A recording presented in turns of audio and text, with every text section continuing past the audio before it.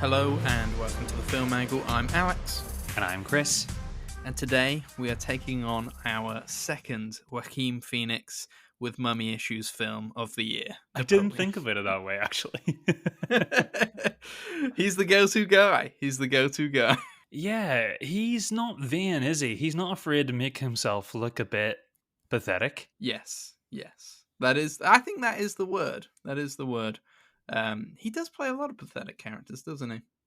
Yeah, I mean, even going back to like a parallel to this movie, Napoleon, is probably Gladiator, where he was a very sort of petulant child in that role as well. So it's quite interesting to compare it to this role he does. Absolutely. The French are turning in their graves right now as we say that. However, they might feel better when we go into our BFI films later. All the French. They're all dead.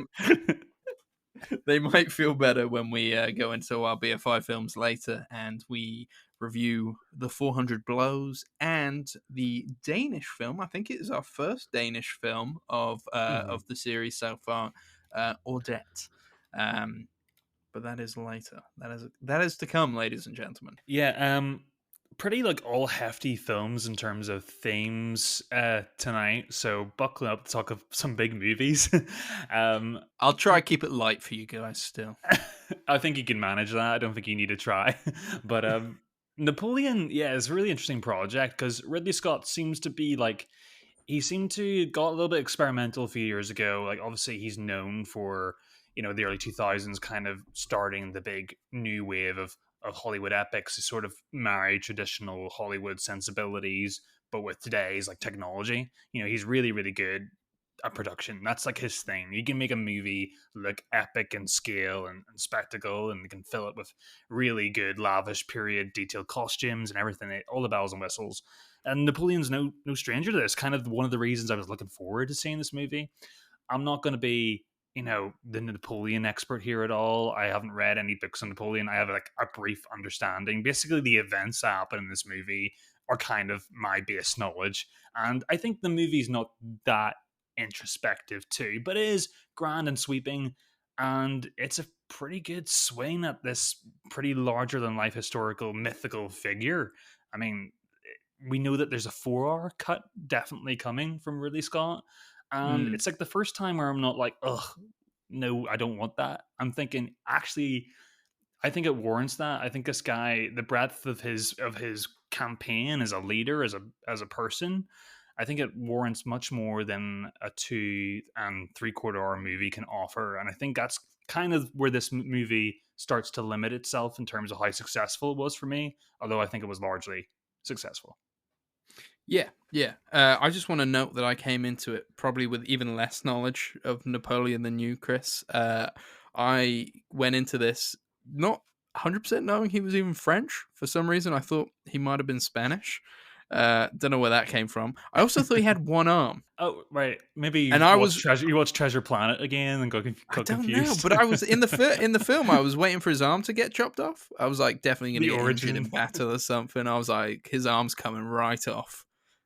Never comes off. Apparently, there are a lot of people who think this, so I'm not alone, but it is to do with the paintings of that era, where they almost have their arm in their jacket, so they've got one arm like almost like sleeved up, if that makes sense. Yes, So I never learned about Napoleon.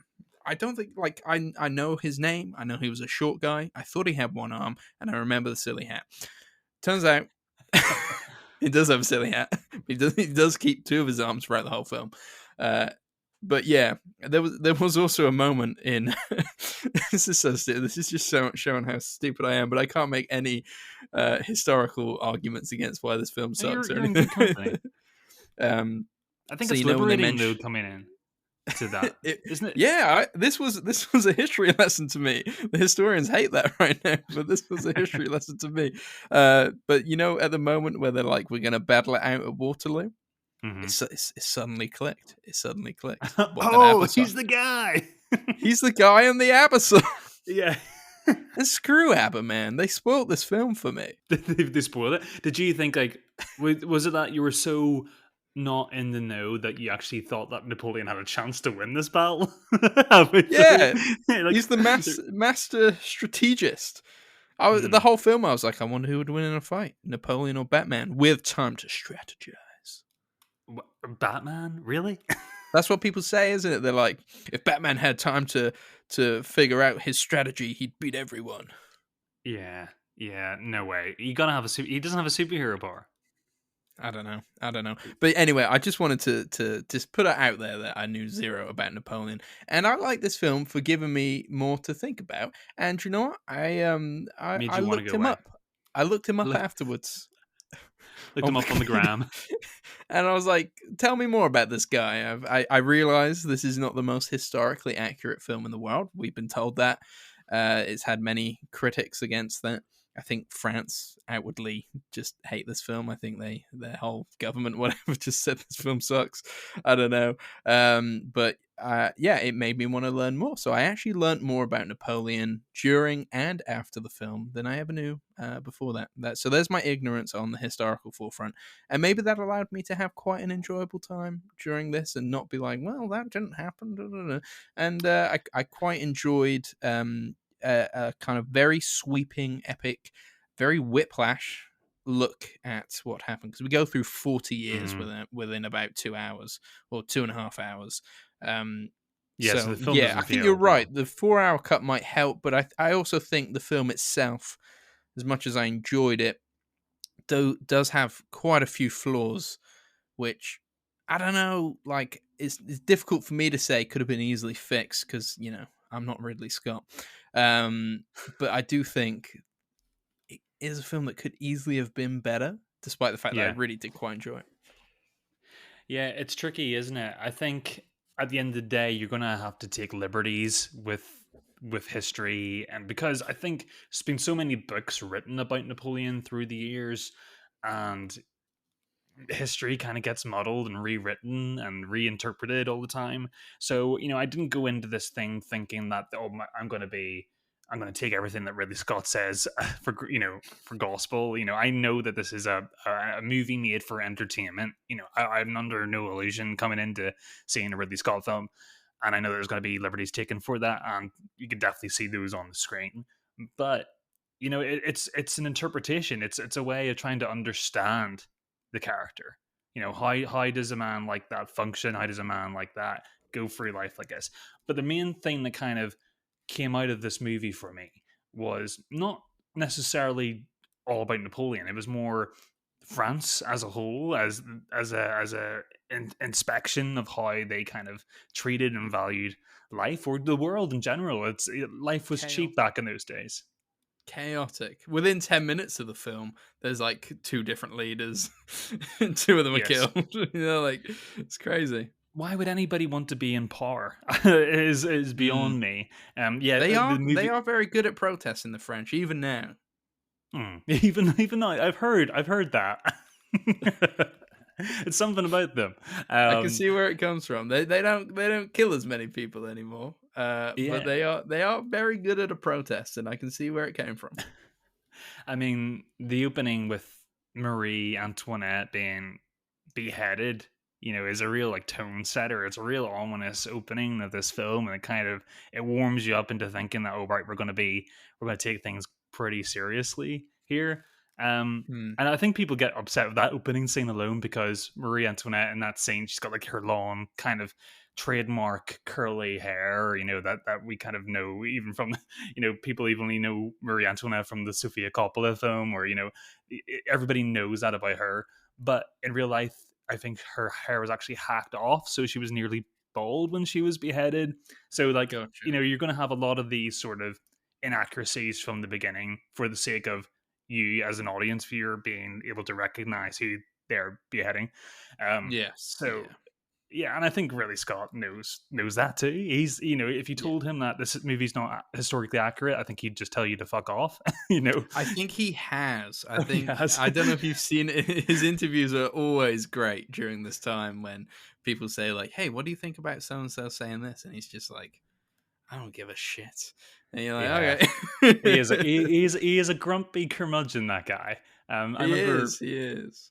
I remember when his movie Exodus: Gods and Kings was being released, and he was doing the press run for that. the interviewer was asking him, like, you spent $250 million on this movie, Ridley. Like, that's really good. It's really impressive that you can get a budget like that. But like, does this story need a big budget? He's like, oh, $250 million is fuck all.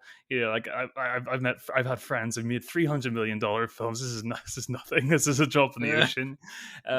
Yeah, he's just like, I don't think the guy's just like a Napoleon in his own right. To be honest, it's quite interesting. He's quite he's he's just a grumpy dude, and we put up with him. Yeah. Some of a Yeah. lot of other filmmakers like that we don't put up with, but somehow he really gets away with it because He makes he's Ridley films Scott. very fast. I wonder if that's part of it. And again, He because is very Apple have fast. given him this cost 200 million, I believe, and I think it's doing okay, but probably not gonna make its money back, right?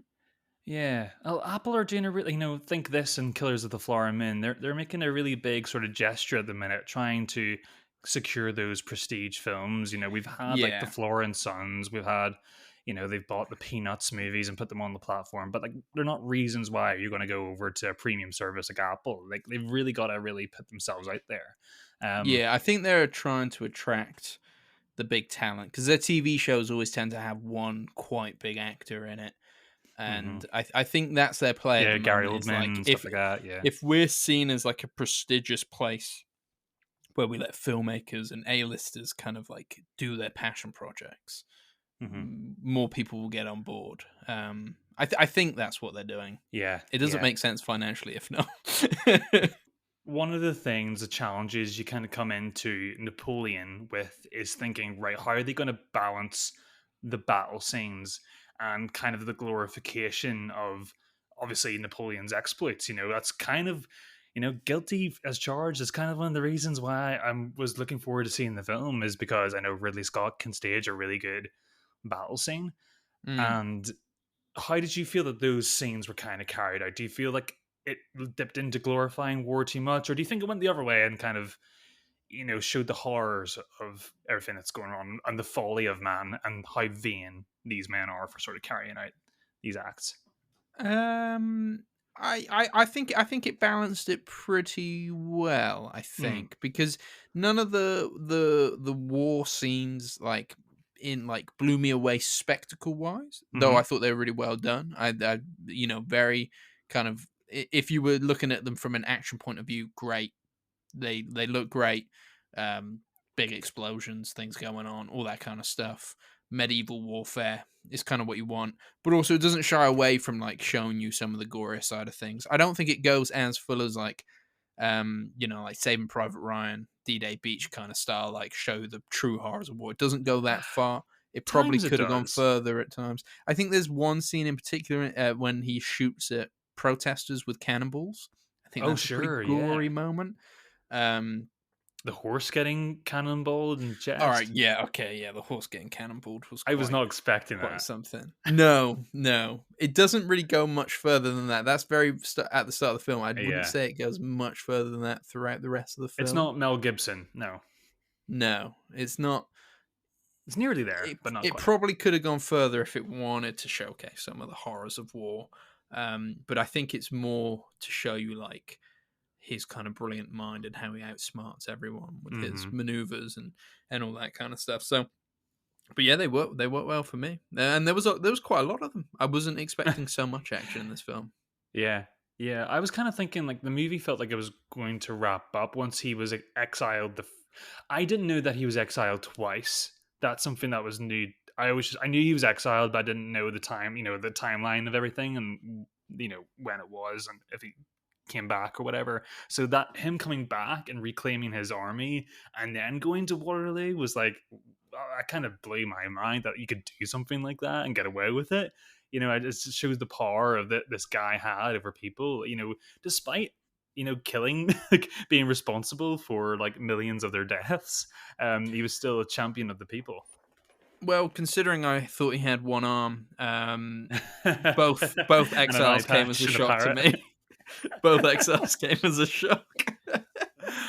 Oh, So yeah. However, second exile, he ends up on a boat in Plymouth. which is obviously a Yes, place you and I know very eating a well. nice breakfast, and he talks about how he's looking forward to visit the Cotswolds. Yes. Did you think? All right, so you don't see Plymouth in it. You just see the bow, and it says it's in Oh, it's a Plymouth. CGI, yeah. Sound design. There is a distinct sound of seagulls. And I know there's seagulls in other seaside towns, but the Plymouth seagulls, they got them spot on. As soon as a seagull went, I was like, that's a bloody Plymouth seagull. I was like, that is Plymouth. That's the Barbican, mate. That's the Barbican. Yeah, Somebody must have gone there and recorded it. I don't think they did. Ridley That was just that that was a Plymouth seagull, Chris. Tell me I'm wrong. I wasn't really paying attention to the seagulls, really. I was just kind of thinking, "Oh, that breakfast looks kind of nice." Maybe Um, because you're close to Plymouth, whereas I'm a couple hours it away. was So like bleeding I into was the like, sound of the actual seagulls. Yeah, that reminds me of Plymouth. That's a Plymouth seagull. yeah. That one. I did come out the screening, and like a son said to his dad, like the only thing he said about the movie was like, "Oh, they were in Plymouth." To be honest, that could have been me. Yeah, I did look around, can see you, but yeah, I mean, another thing I like to talk about that isn't Plymouth and the Don't move away seagulls. from Plymouth, Chris. There's not much more to say. He Plymouth has. represent. I think what other movies I think I only heard Plymouth being referenced once in the Sweeney Todd movie, and then that's kind of it. That's Plymouth for me in terms of cinema. Um, and that's really it. But no, I think another thing we obviously have to talk about is Joaquin Phoenix's performance. Um, kind of the other reason why you see the movie, really, and I think Hmm. he does a really good job. I don't know if this is a confirmed, but about 10 days, something like that, before shooting, he said to Ridley Scott that he didn't know what to do with the character. Oh, Um, okay. that which is actually a weird thing to hear from Phoenix. That he was kind of bricking it a little bit. Okay. Which I get. I mean, that's kind of it's a really foreboding task. But I feel like he makes choices in here that aren't overt and only actually accelerate any intrigue that was there.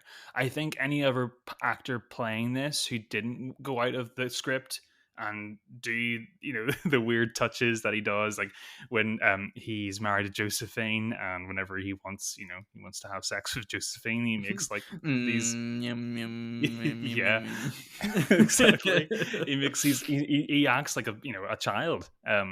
And Yes. he's somebody. There's mummy issues hinted there that are unexplored.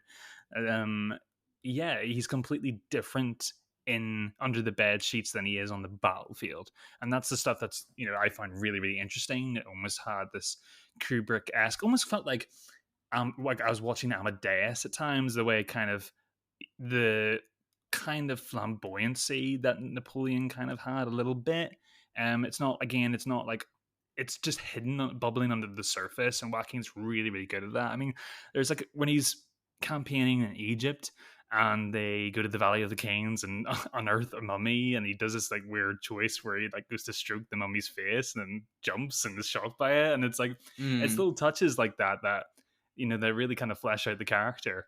He's Yes, great. he He is does good. add a lot of layers, and I did like his relationship with Josephine, played by Vanessa Kirby. It was very She's great. much she's good in everything we've seen her in so far. I think she's Mm. very much an up and comer.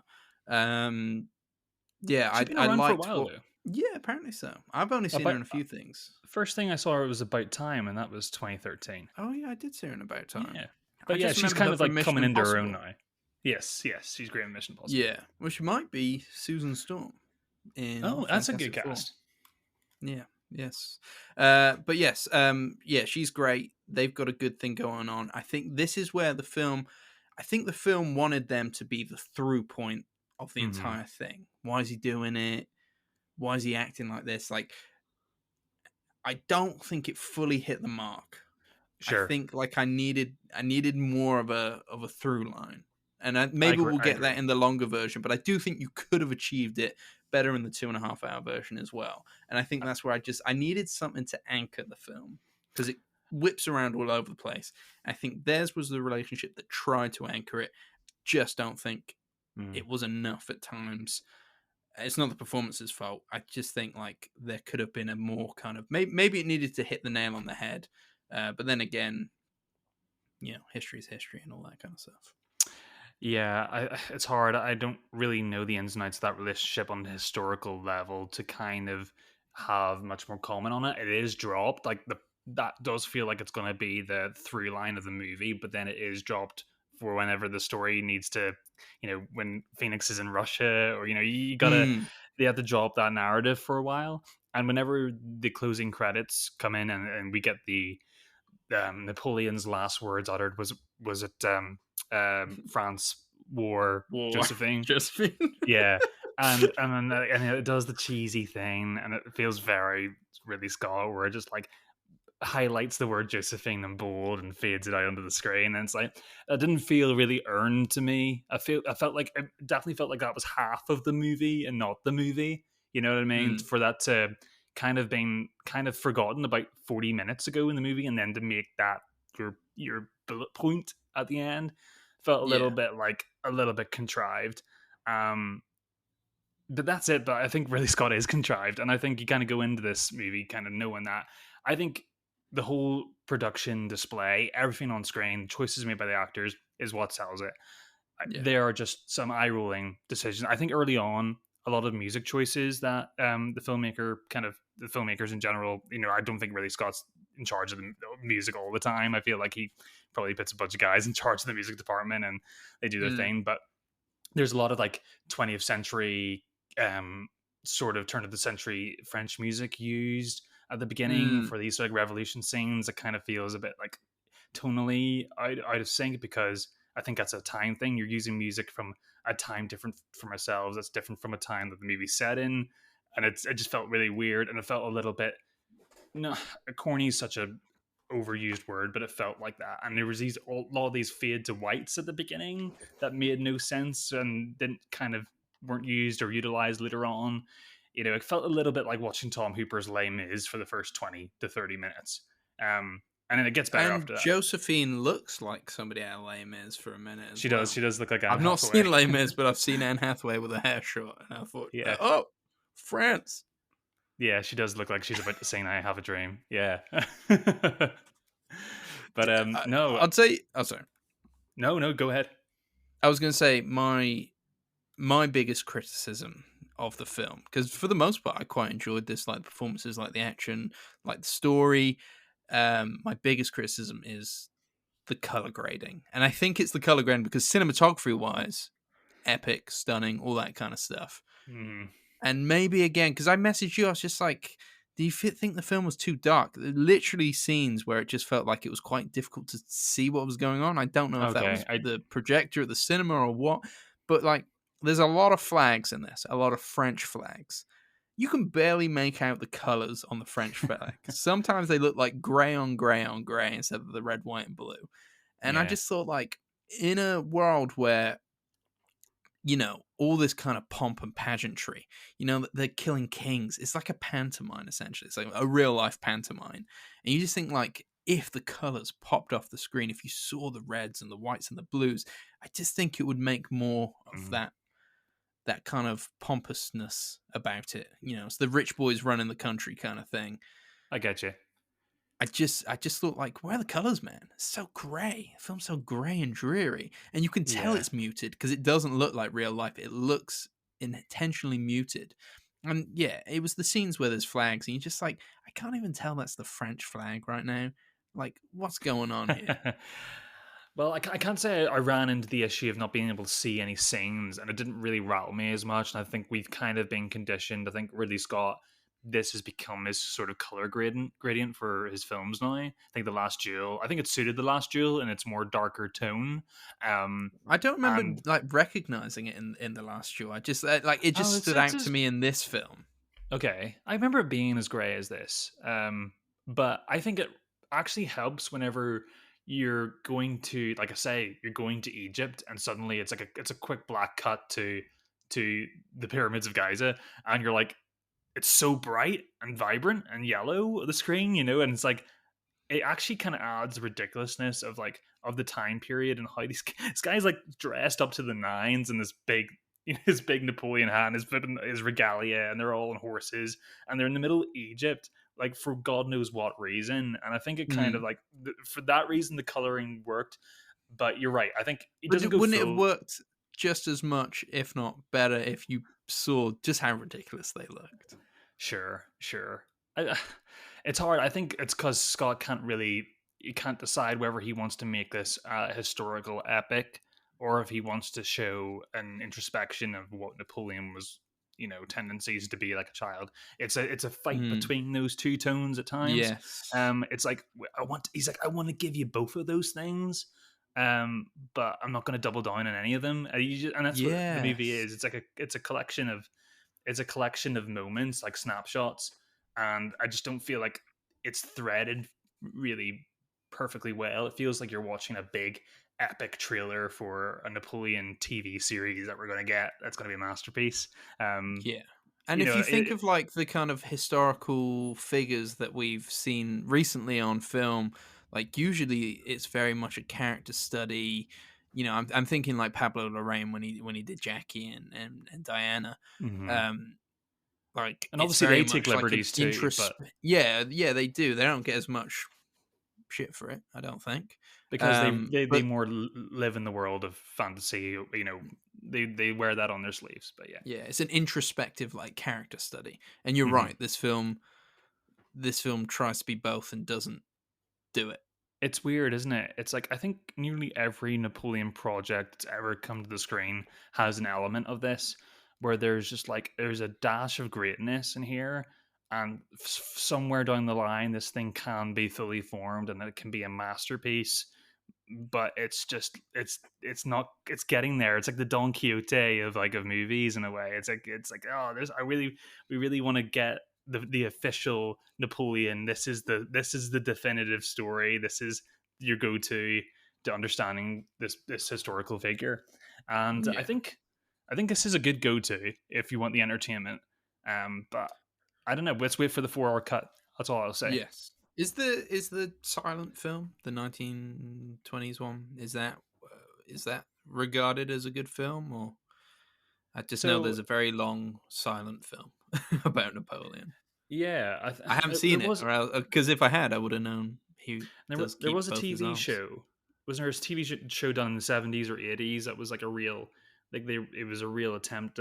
They couldn't do it because of financing or something. They couldn't do it the way they wanted to, but it was Oh, like it okay. was kind of one of the closest kind of moments to really getting the actual grasp of what it was. But yeah, I mean, I can't really say we're both historically hindered here.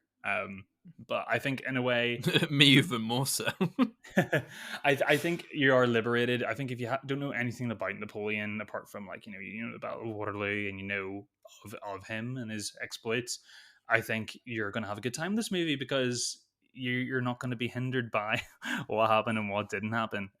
Hmm. And that's kind of yeah, like I said, it's liberating. It's Yes, a fun it's a that's fun true. time. It's a fun time, isn't it? Yeah, I wasn't keen on seeing this at the cinema. I know it's really No, bad you to weren't. say, Yeah. but you were like, I'm seeing it. We need something to talk about for the next episode. You should go see it. And I Hmm. was like, okay, I'll do it for the podcast. And I came out maybe because I had low expectations. I came out really quite enjoying myself and yeah, enjoying it. And yeah, like I said, it made me want to know more about Napoleon, and I might go back and watch the silent movie. I believe it's quite long, so maybe at some point in the future. Forced to. Yeah, I gotta buy you a hat for Christmas. I do want the hat. It is a cool hat. I could see you wearing the hat. And people having to sit you down for an intervention. Alex, we need to talk about the hat. Stop wearing the hat. And I just start going. "Mm, yum, yum." It's a good time. It's a good time. It's by no means perfect. I don't think Ridley Scott's lost his touch. I think it provides everything you'd probably expect from a Ridley Scott movie. Yeah, I think it's a good time. Yeah, I think it's a hit from him as someone who kind of hits and misses all the time. I think this is a hit. Yeah. I quite enjoyed it. Well, there you go. That's a strong recommend for Napoleon. Obviously, you can catch us anywhere at the minute, really. I Hmm. think all the way up till Christmas that you'll be able to find a screening of this at some point. And then after that, Apple TV, I think. Yeah, again, do you think? I think as opposed to Killers of the Flower Moon, where I felt like you had to see that in the cinema, you can watch this at home. I think you can enjoy Napoleon at home, Don't but you I would dare rather say see this it on a now, big screen if you could. Chris. I said this to you, and you were like, "I'm seeing it in the cinema. We got to talk about it." No, no. What I'm saying, if you've got an Apple TV subscription, you can't make it to the cinema. It's not a disaster, is what I'm saying. This But is it not does like look it good. needs to be seen in IMAX, but it does look good on a big screen. Yeah. Even though What was Alex your thought audience like? Was it old people? Mine was a lot of old people. there's a few old people, like a lot of like old guy friends. I Yeah. had a couple of those and fathers and sons. Yeah, it was generally older. Yeah. Quite a Pretty lot. I went on a respectful audience. Thursday lunchtime. There's quite a lot of people. We went on a lunchtime as well, and it was quite. Yeah, it was about I think about 30 people in our screen, and they were like you could have heard a pin drop the whole time. I think everybody there was a lot of chuckles during some of those like Joaquin Phoenix choice moments, Mm. and Nobody laughed at especially mine. I was stifling a laugh because no one else yeah. was laughing. And I was There, like, I this had a lot. guy. Yeah, I was laughing at moments that nobody else was laughing at too. So I had comfort. I have a lot of comfort hearing that from you. But yeah. And it I do think sometimes Alex would laugh at this bit, I which would. makes me laugh in turn. Um, but yeah, no, it was a pretty good experience. Everybody was really feel like everybody was into it. It didn't feel like there was any restlessness. The movie's pretty long. Didn't feel that long. No, Yeah, I'm actually looking forward to the 4 cut. I will watch it, I think I will as well. and it might be worse, but it might be worse. Maybe it's like it is Maybe I'll the wait and crap see what people say that. first. Well, there you go. I think we've talked enough about Napoleon for tonight, Alex. Now we move on to our 2 BFI movies. Really, actually excited to talk about these. So that's coming up now. As you may or may not know, Chris and I are not in the same room currently. So when we wanted to start a podcast together, we needed a platform that was able to record high quality audio online and separately, and also gave us the illusion that we may even be in a studio together. I don't remember exactly how we came across Zencaster, but we've been using it since day one, and it has never let us down. It's easy to record a podcast with Zencaster. You log in using your browser and start recording a high quality podcast right away. Record studio quality sound and up to 4K video with your guests. Feel a sense of Zen knowing Zencaster's multi layered backups ensure you always have your recordings in the highest quality, even if the connection is unstable. If you've ever thought about podcasting before and realized that you need a lot of different tools and services, those days are over. With Zencaster's all-in-one podcasting platform, you can create your podcast all in one place and distribute to Spotify, Apple, and other major destinations. Zencaster is one of the greatest tools used at the Film Angle, and that's why we wanted to share the love with you. So go to zencaster.com/pricing and use our code TheFilmAngle, and you'll get 30% off your first month of any Zencaster paid plan. I want you to have the same easy experiences that we do for all our podcasting and content needs. It's time to share your story. Back to the show. Yes, well, shall we get into the 400 Pillows? Our first, and I believe potentially only, François Truffaut film on the list. You hadn't seen this film before. I somehow thought that you'd seen this. Oh yeah. I have. So yeah, I saw this one back in university. But watching it again, I was like, I am remembering snippets of this. I don't remember the whole thing. I remember liking it at the time, and I really liked it on this rewatch as well. I'm surprised my brain didn't remember everything, but it was university, so When you say I was watched it in probably hungover. university, yeah. When you say watched in university, did you watch it in class, or was it like a homework thing? I believe this one was an in-class one, so we saw it on the big screen. So what was that? Was it like good watching? Did you always feel engaged, or did you feel like, oh, this is work whenever you watched it in class? Like it's so different whenever you're like, I know I'm watching this from an academic perspective, and then as opposed to watching it last week, you're sitting at home. Yeah, sometimes it felt like a chore. There's no doubt, and I think that's just because I was quite young. and maybe naive, but also I hadn't fully developed my taste in cinema. It was something quite different Hmm. back then. So sometimes seeing a film like The 400 Blows was completely new to me. So I probably didn't appreciate it as much at the time. Whereas like now, if I was going to see The 400 Blows in a cinema, I'd be like, "Whoa, this is cool." Whereas I probably saw it more as homework. However, out of all the films that we used to watch in the cinema at university, this was a good one from what I remember. There were definitely days when we watched stuff, and I was just like, bloody hell, Hmm.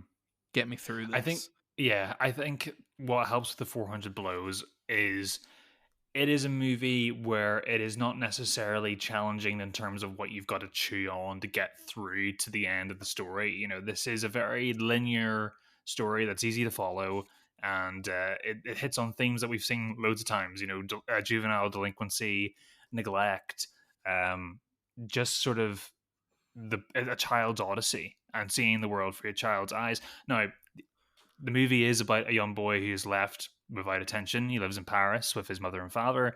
His Hmm. mother is having an affair, kind of unbeknownst to his father. Those, he eventually comes to realize, and his sort of neglect at home and vice versa in school is having kind of knock on effects. He's not necessarily a bad kid. He makes wrong choices like all the time. And I think that's in reference to all the adults in his life that he kind of emulates in a way. He Yeah, he doesn't it's not like the things that he's doing is catastrophic and undoable. It gets to that later on in the film, but that's kind of the snowball effect of the thing. But yeah, it's also highlights 1959. We're talking here. We're talking about the school system, and it's quite aware of itself for the time. The school system back in 1959 is not what it is now. This kid, I feel like this kid, if he grew up in 2023 in the school system that we have today, would actually be a very intelligent and flourishing young boy. He showcases that he is intelligent. He has that element of deceit that kids have, but that's a kid trait. And instead of people in his life encouraging him, they beat him down until he doesn't care anymore, and he's it's cheeky. really sad to watch. Yes, and the film is kind of his descent in a way. If you were to sum up the story, it would be watching him go through the school system, you know, try and navigate his life at home with his parents who are also going through different things, and how ultimately both areas of his life end up kind of giving up on him as he kind Mm. of descends into a life, well, not a life, but he nicks something from a shop and gets caught, and therefore ends up going to kind of a juvenile prison system. When And you his say it family, like like, that, like he does a bit of shoplifting, it sounds like not a really big deal. Like if you watch it in a movie now, like that wouldn't be a big deal. But when you're watching this movie, you're kind of like a POV of Antoine. You feel like you are. You feel like you're committing the acts that he's committed. You feel like you're right on the ground level with him. And whenever he does sneak in to steal a typewriter, he's on a slippery slope already with every adult in his life. That like the next thing mm, he does, he's going to be shipped out into that that juvenile facility out on the coast. Something's going to happen. They turn their kids like it's crazy to me that they turn their kids over to the police in those days. Like I can't do anything more of this kid. He got a D and he stole a typewriter. Throw him away, and it's really yeah. heartbreaking to see And this it's young also man go such a through that. shame as well because he gets on so well with his dad at the start.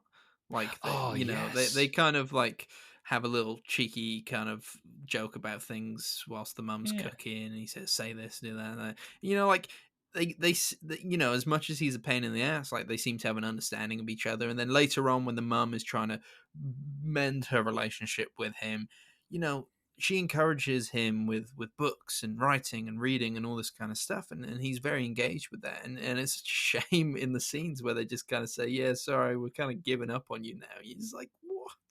This is your kid, Yeah. man. Yeah, it's really disappointing. But the mother uses that, like well, early on in the movie, he truants from school with his friend, and they go see a movie or something, and or they Hmm. go to the fair. They go to remember those sticky walls when you used to go to fairgrounds as a kid, like those that turn around and the floor drops and you stick to the rubber on the wall, and it's like it used to hurt like hell. Um, he does one of those, and he comes out and he spots his mother kissing a strange man on the street, and she sees that he saw him on the street, and it creates this dynamic at home that adds to even an extra layer. Um, the father's still the only one he doesn't really know at that point, and she's using like bribery with him and niceties with the kid to only like help her. And Yeah. it's really disappointing, and I think that angers it, just throws the whole dynamic off kilter. There's a really lovely scene where him and his father are cooking in the kitchen together after she's late at work. She can't get home out of the office. The boss has kept her in overtime, but we all know what's kind of going on there. And you're right, it's so sad and disappointing to see what actually seems like such a lovely, sweet, bittersweet relationship kind of descend into the father's own problems, kind of bleed into his relationship with his son, and to the point that he gives his son up at the end. It's horrifying. Yes. Movie's so Yeah. cruel. It's so It cruel. is. It is. And it's just also really well shot. The streets of Paris, kind of Mm. just absolutely shine in this. As the cinematography is beautiful, and it's for Truffaut, it is his first ever kind of debut feature film. So, Well, I mean, not it's very our simple, first isn't it? debut on the list, I don't think, but as debuts go, very well done. And he came Mm. from that same kind of pool of like film critic turned filmmaker that Jean-Luc Godard kind of came from as well. Yeah. And I have to remind myself when I watch this that we have seen so many movies tackle this material and maybe even add more layers to the material in terms of the story. But you have to kind of look at it from a 1959 lens.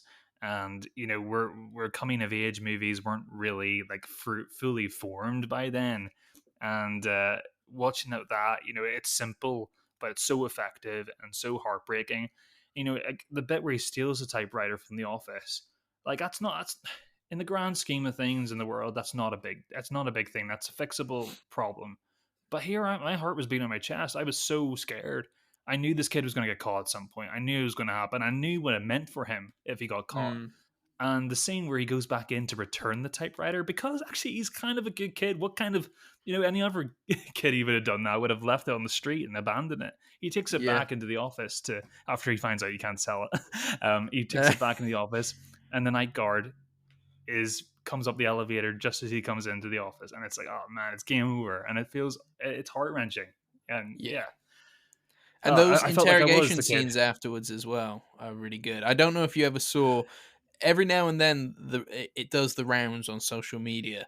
The audition that so the kid is played by Jean Pierre Lourdes, who had a very famous career in French cinema. Mm. He's Um, great in this. He's amazing. he's great. Have you ever seen his audition for this film? No, I have not. I have not It actually. does the rounds on social media every now and then, and it is brilliant. He's very, very natural. He's a very cheeky chappy, and it plays very similar to the interrogation scenes that you see within the film. But I'll send you a link to the audition after this. It's literally just him talking with. It could be Truffaut. I can't remember who's talking to him. It could just be a casting director just asking him Mm. different questions about his life. Um, Yeah, just there is brilliant. something about him. You'd cast It, him in a bloody second if you saw it, because you're like, this kid's got something. the camera in this movie does love him as well. I mean, he has got such an Mm, iconic look, and even his little jacket and everything. He just the physicality of him, the way he walks up and down the street. You do really actually believe him as this kind of like cheeky little kid. There's something he feels like he is from that home and from that school and from that background. You feel like you're almost feels almost documentarian at times. yeah. The bit that stood out for me the most was probably the ending of the film with that um interview, that conversation he has with his kind of psychiatrist that's assigned to him. and where he kind of confesses everything that kind of happened in the movie. There's Yes, that's what I sort of meant. Sorry, I said interrogation. I meant that scene. oh right, I thought you meant the police scenes with the father. Right, okay, I got you now. No, no, yeah, Yeah, no, that scene is incredible, and there's these like little fizzle fades that happen throughout it too that are really really interesting. And he just kind of lays out his guts in this movie. He's sort of like very blasé and just kind of says, "Right, I did this because I did that," and he's half confessional and half sorry for himself, and it's like he's just mapping out everything that went wrong in the film, and it was such a poignant moment in here. And I think this thing is really really good. I think the thing that holds me back from falling in love with it is because we've been spoiled over the last 50 60 years and seen a lot of films like this, and I love the coming of age genre. But now this thing, it's hard to fault. It's very poignant, and it's very straightforward, but yeah, it's a beautiful film. mm, yeah, no, it's great. It's great. You can catch the film on the BFI player right now. Uh, Indeed. Not sponsored by us, but just letting people know that it's out there and you should watch it. We spoke the You other week should. about I think it was Battleship Potemkin being film school homework, and I think the 400 Blows is as well. But I think you'll have a much better time watching the 400 Blows if you're anything like myself. I really like the 400 Blows. Yeah, I think anyone will come out of the 400 Blues feeling pretty heartbroken. I mean, everybody should have a BFI. Again, we're not sponsored by BFI, but it's a very cheap subscription. I mean, you're paying, isn't that, it's like £3 or something like that. I mean, yeah, it's to see all these great movies that we've been talking about so far. It's like a no brainer.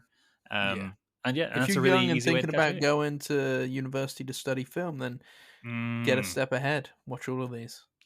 yeah, Don't do you'll what be I like did, your where I just watched Avengers 20 times. Avengers Assemble. The way they Different shoot time. Hulk in that scene. It was a different Yeah. time.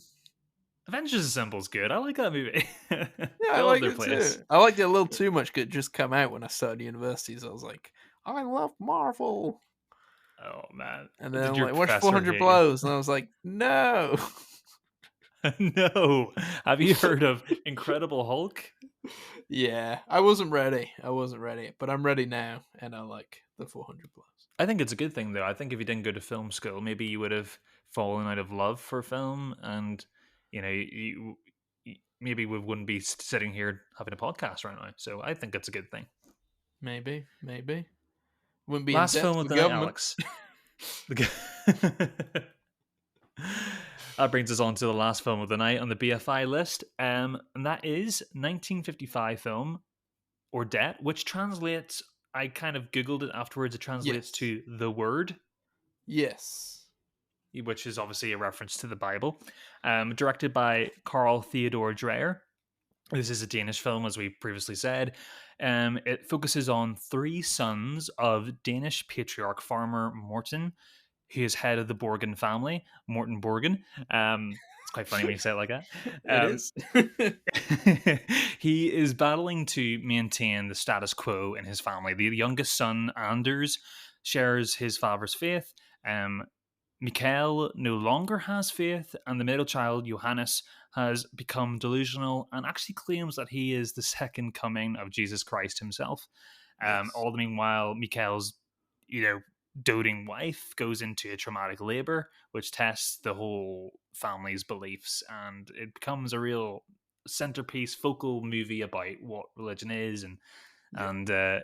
and faith as a general concept. I think it's something. I think it's really something. I think it's They one of the don't yeah. make films about Christianity and faith like this anymore.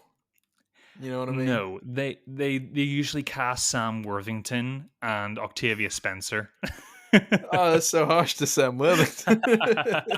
But you know what I mean? Like, we're always laughing at, like, is it like God's Not Dead God's and Not films like Dead that. 1, You 2, and don't get 3, and anything nearly as, like, nuanced and contemplative as this.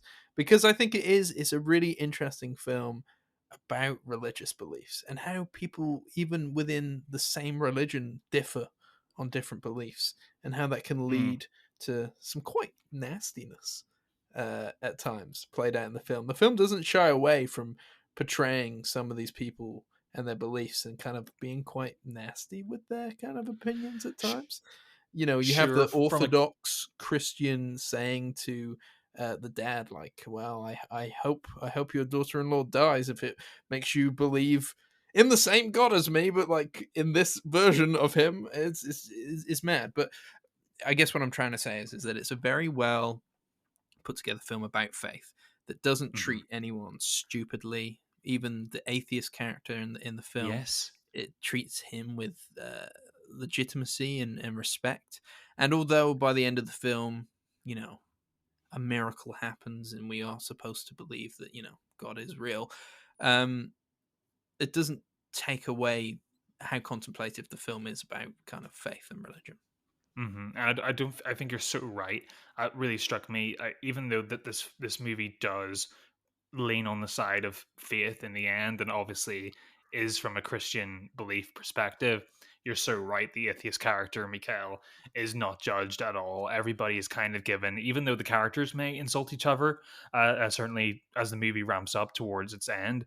The filmmaker and the film itself is never putting those feelings on anybody. It's really just spectating these people in this community, and it feels like a real epic play, but also it feels there's something like we can pull any quote from this movie, and it's laced with subtext and depth to it. I thought the movie was just like really transfixing. It was just kind of like Mhm. watching. It had old Hollywood sensibilities to it, even though it was a Mm. Danish film. It had that gravitas that you get from a really well written, you know, like To Kill a Mockingbird. That sort of like real kind of almost like a courtroom drama from those days. And the performances are incredible. I think the father, who is played by Morton, he's obviously kind of the character we spend the most time with. Everything kind of like a play. Everybody else in this movie is a revolving door around him, and he's Mm. just always kind of plopped in the middle, and the camera follows him, and people come in and out. And I thought he was incredible. I mean, the guy's mostly never looking at people in the eyes. He's always just like staring in space, but he feel like the weight of the world is on this fellow, and there was real sort of grayness to him at the start. I thought, oh, here's this curmudgeon that he's just like out of touch with his family, and then you sort of see like real sort of beautiful love for his children. And he grows and changes in the space of a conversation a lot. A lot usually. Think about the conversation that he has um with Mikhail's wife. Her name was, again, remind me. Inga. Inger, she's incredible in this movie too. She's probably my Yeah. standout performance. She's He's like having the part that kind of brings the family together. And also like mm, she is very she has a lot of faith, whereas her husband is the atheist. But she's just like, mhm. that's cool. That's fine by me. You don't believe in him now, you might at some point, but like that's cool. And everybody loves her. Yeah, she is almost like purposefully the angel and the angelic Mm, character.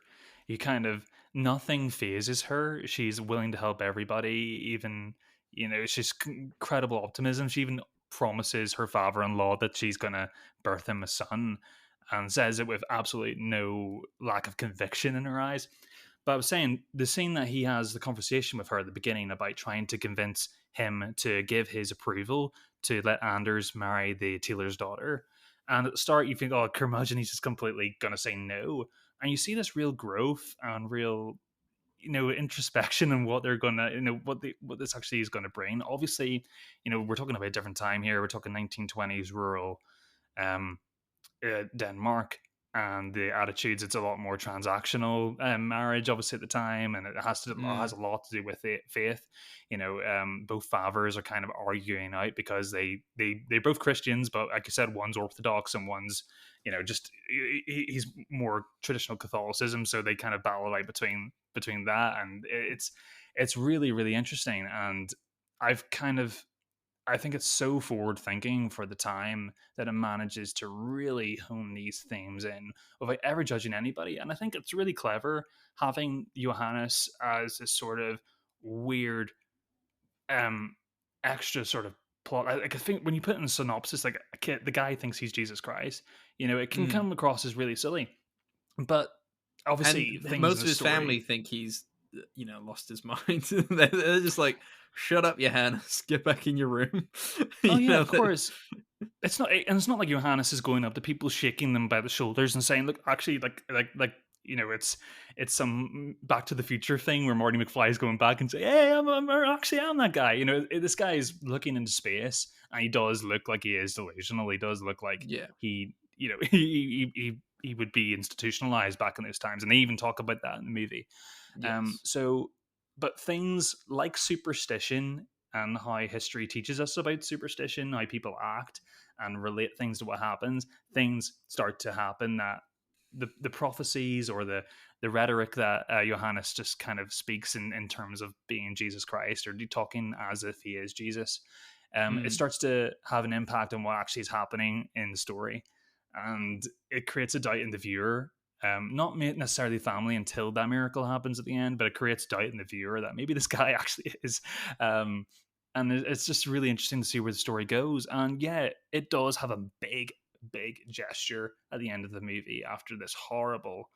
I mean, there's nothing explicit. It's an old movie, but like I mean, the baby was in four pieces when it came out, and it's and seeing the yeah. masculine, You how don't masculine. see that just for people You worried. don't. No, no, no, no, no, no. No, no. They It's the they say doctor's it. just very matter of fact. It's like, is the baby there? Yes, He's like, yeah, in heaven. You're like, what? but Jesus, man. yeah, Jesus, literally. Literally, um, man. What's wrong with but you? it's a real study on masculinity, like the way these guys. How would any of us handle information like that, or deal with their wives being or their significant others being in that sort of pain and that turmoil? But it's tied into faith and masculinity, like how they handle this, and they try to, crying is almost seems as the last stand. That's when things get the most dire. There's a line um, when Mikhail is it when Mikhail finally cries and his father Morton says, "Oh, good, finally the tears have come."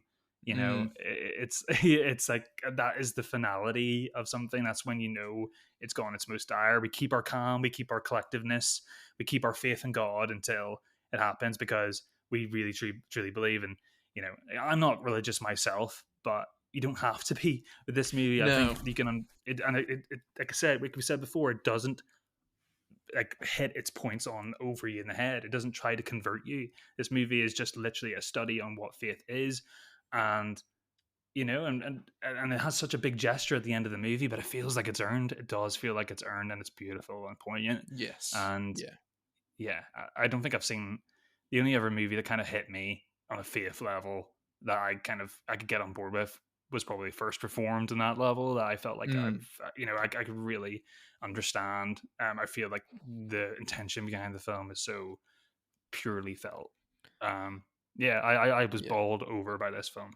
Yes, I think you were a lot more bowled over. Well, you definitely were a lot more bowled over than I was. I did very much like the film, though I must say, it's having thought about it afterwards. Hmm. The initial kind of close of it, I was like, okay, that was good. I liked the religious element. I liked how contemplative it was and how kind of it delved deep into those areas. But like my first initial thoughts were like, it uses the camera well, but can still very much tell this was a play. Like it was, Hmm. set in a house, and Was this a play originally? it I was a wouldn't be play. Yeah, surprised. Yeah, it's so well written that it yeah. feels like the writing comes first for Now the sure. camera work is excellent because it's only made of Yes. something like 140 shots for the 2 hour runtime. It moves a lot, so like in terms of like somebody actually filming a play to screen, Hmm. does a lot better than kind of most modern adaptations do. A lot of them are a bit still Yeah. very stagey. I still don't think it was as cinematic as maybe it could have been, but we are looking at 1955 and we Mm. are talking about a kind of old Danish film here. So, yeah, I think there Although were elements. I when it didn't goes feel. outside though, it's beautiful. Yeah, yeah, the wind noises, perfect. Lots of wind, Lots of wind. um, lots of wind. But for me, I don't think I emotionally was as involved as maybe you got, and I don't know. Could have been time of day, could have been anything. Mm. But yeah, for me, left feeling a little bit more cold at the end of it, but kind of admiring camera work, story. depth. Um, but having since thought about it more, I think I'm a more positive on the film than I was when I first kind of like finished it. Yeah, yeah, and I think there's a lot of expectation with this film too. I think Scorsese always mentions it as one of his favorite films of all time. There's a lot of, it's on this list, so a lot of critics really, really like it and hold it in such high regard. I kind of came in kind of thinking like I was expecting maybe a challenging Tarkovsky esque movie. Mm, I was surprised by how engaging it was from the very mm, beginning, how the performances really got me through this thing really, really well. And the performances are so good that I was able to sort of really enjoy and study the text that was on screen whilst enjoying the performances. And that's really hard. And usually these sort of films, you kind of need to do your homework before, after, and during. yeah.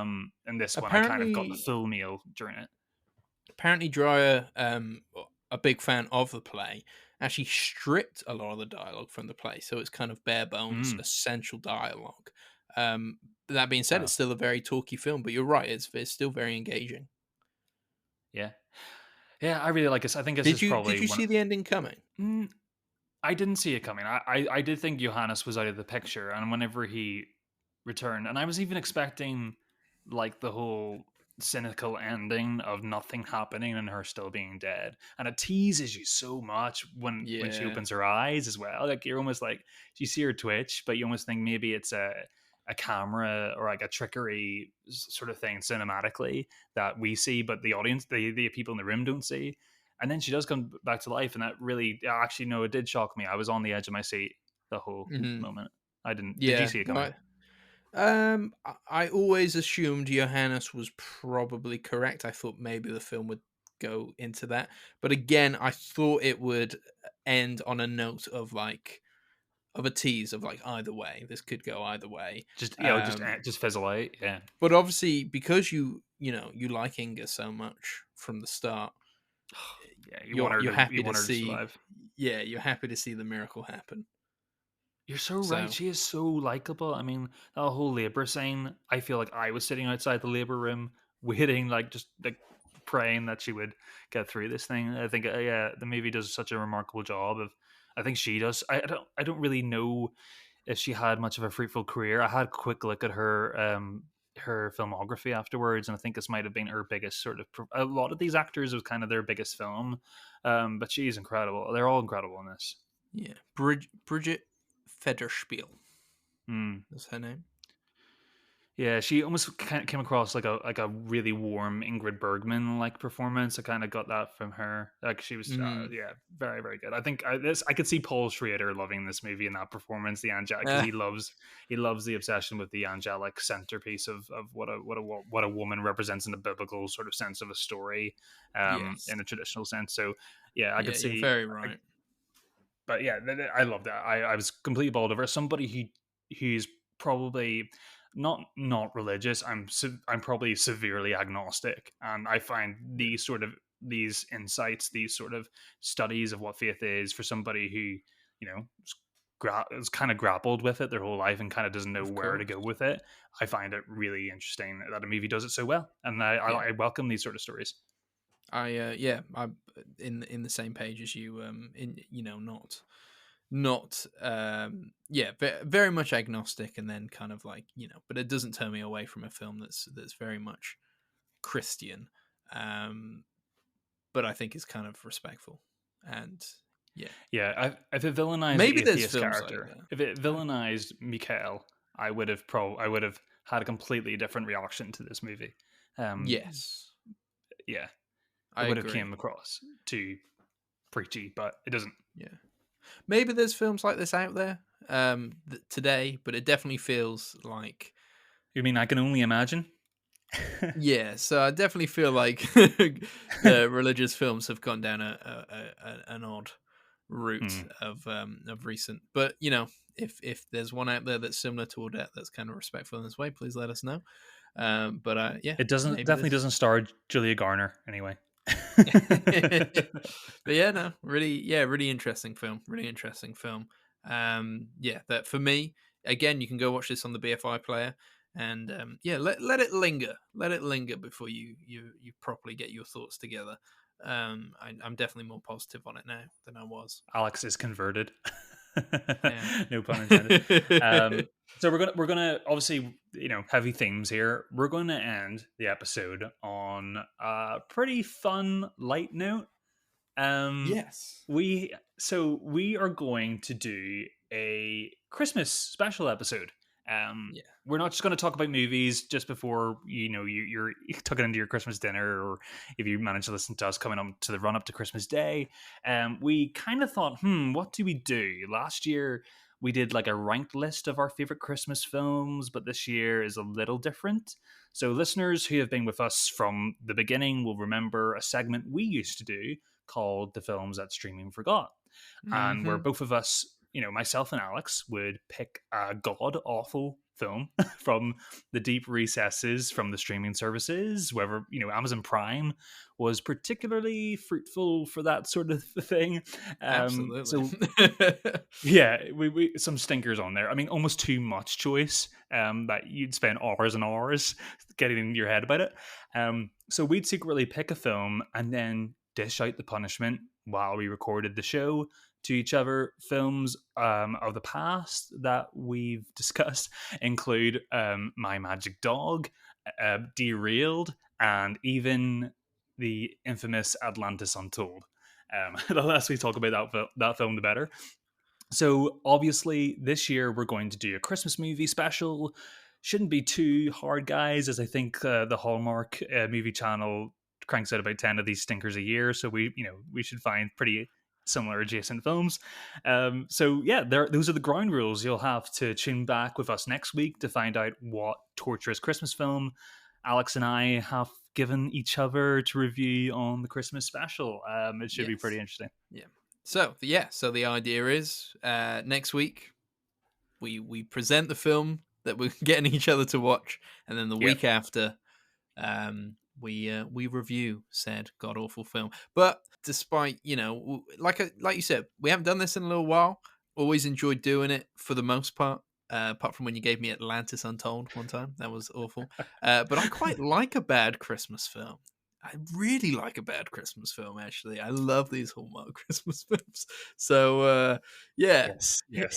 I'm charmed by them either way because they're always good fun. And I've already watched one this year, so I'm happy to see more. Bring more to me. Well, there you go, guys. That's the show for this week. Please make sure to tune in on next week's episode where we obviously tease the Christmas special. But for now, this has been The Film Angle. You can listen to us on Apple Podcasts, on Spotify. You probably all know that already because you're listening to the episode. You can follow us on our Instagram handle at The Film Angle and on TikTok. But for now, that's been this week's show. My name is Chris. And I'm Alex. Bye, Alex. See you later. Britain. Chris. The Film Angle. You think you're so smart because you got boats.